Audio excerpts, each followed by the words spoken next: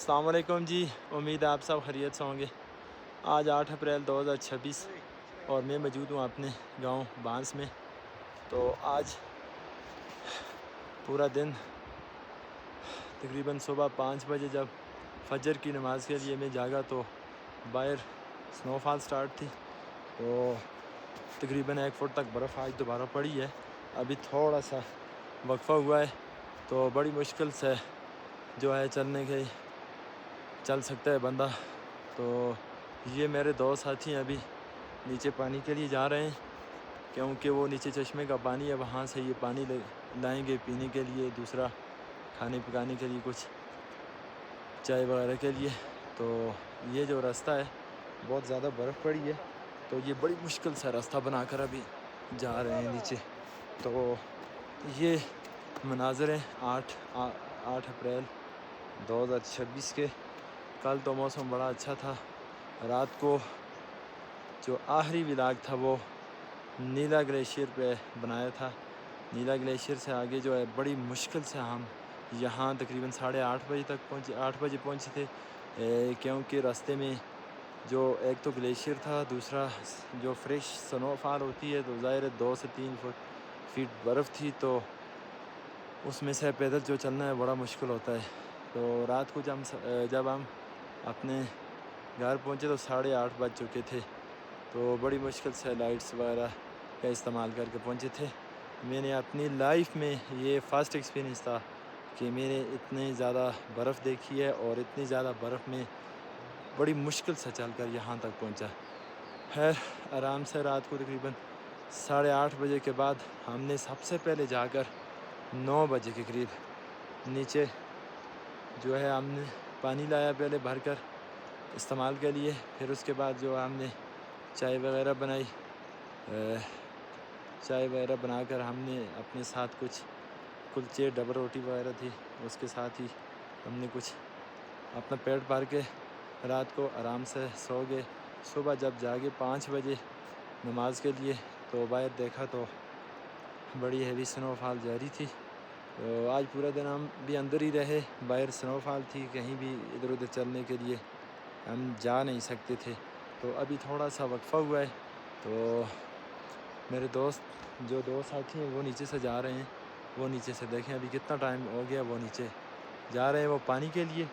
तो पानी भर कर लाएँगे तभी जो है शाम के खाने का पानी पीने के लिए या बाकी जितना चाय वगैरह के लिए जो पानी होगा वो जो है इधर इस्तेमाल किया जाएगा, वो नीचे से भर कर लाएँगे। बाकी ये जो मेरे पीछे है ये गाँव, ये देखें आप, बड़ा खूबसूरत सा गांव है। अभी यहाँ के जो लोग हैं ये मकामी लोग, ये पीछे देखें, ये जितने भी घर हैं ये बर्फ़ से ढके हुए।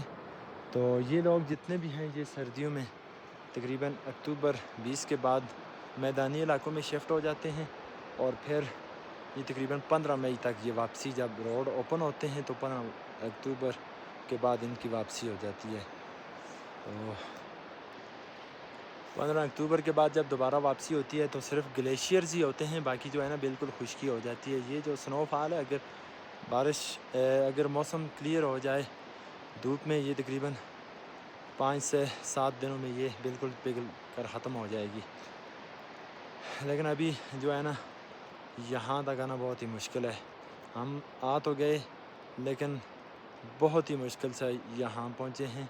एक तो बट्टाकुंडी से पीछे यहाँ तक कोई आबादी नहीं है, ख़ासकर बट्टाकुंडी से जो पीछे ये वाला एरिया डबूक और नीला ग्लेशियर वाला एरिया है, बहुत ही ख़तरनाक है। बिल्कुल ग्लेशियर आने के चांसेस होते हैं, बंदा बिल्कुल कमर तक बर्फ़ में धंस जाता है। ज़ाहिर सी बात है अगर ऊपर से कोई ग्लेशियर या बर्फ़ सरक गई तो बंदा कहीं का भाग भी नहीं सकता। तो बड़ी मुश्किल से हम यहाँ तक पहुँचे हैं। तो अभी भी मैं सुबह भी देख रहा था, इतनी ज़्यादा स्नोफॉल थी और आवाज़ें आ रही थी, कहीं से बर्फ़ गिर रही थी, छोटे छोटे ग्लेशियर अवलांच ये गिर रहे थे वो पीछे इस तरफ से। तो ये बड़ा एक खौफनाक से मनाज़र होते हैं। پہلے بات کی جائے، یہ ہمارا جو گاؤں ہے یہاں سردیوں میں لوگ یہاں پہ رہا کرتے تھے۔ 1985 کے بعد جو ہے نا یہاں کے لوگ جو ہے مائیگریٹ ہو کر میدانی علاقوں میں چلے گئے، کیونکہ یہاں اتنی زیادہ سنو فال ہوتی تھی اور یہاں رہنا بہت ہی مشکل ہوتا تھا۔ تو یہ ہیں جی 8 اپریل 2026 کے تازہ ترین مناظر گاؤں بانس کے۔ تو ہلکی ہلکی ابھی دوبارہ سنو فال سٹارٹ ہو گئی ہے۔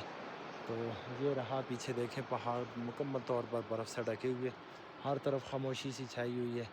رات کو میں ہم نے کچھ جانوروں کے پنجوں کے نشانات بھی دیکھے ہیں، شاید ریچھ بھی ہو سکتا ہے، لومڑی بھی ہو سکتی ہے، نظر تو نہیں آئے، بہرحال بالکل فریش ان کے پنجوں کے نشانات بھی راستے میں دیکھیں۔ باقی ابھی دریا بالکل کم ہے، چونکہ موسم خراب ہے، برفیں پگھل نہیں رہی، تو اس وجہ سے دریا کا بہاؤ دریا بہت کم ہے۔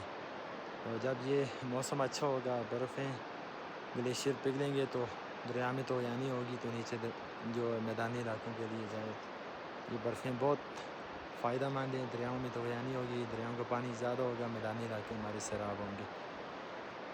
یہ وادی کاہن کا انتہائی خوبصورت مقام ہے۔ تقریباً ابھی میں 10,000 فیٹ بلندی پہ کھڑا ہوں، تو یہ دیکھ سکتے ہیں آپ، بڑا خوبصورت منظر ہے۔ میرے دو ساتھی وہ نیچے پانی بھرنے کے لیے جو گئے ہیں وہ ابھی وضو بنا رہے ہیں، وضو بنا کر پھر نماز پڑھیں گے۔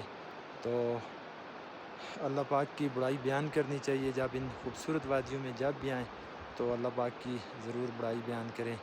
نماز کا ٹائم ہو نماز پڑھا کریں، نماز معاف نہیں ہے کسی بھی صورت میں۔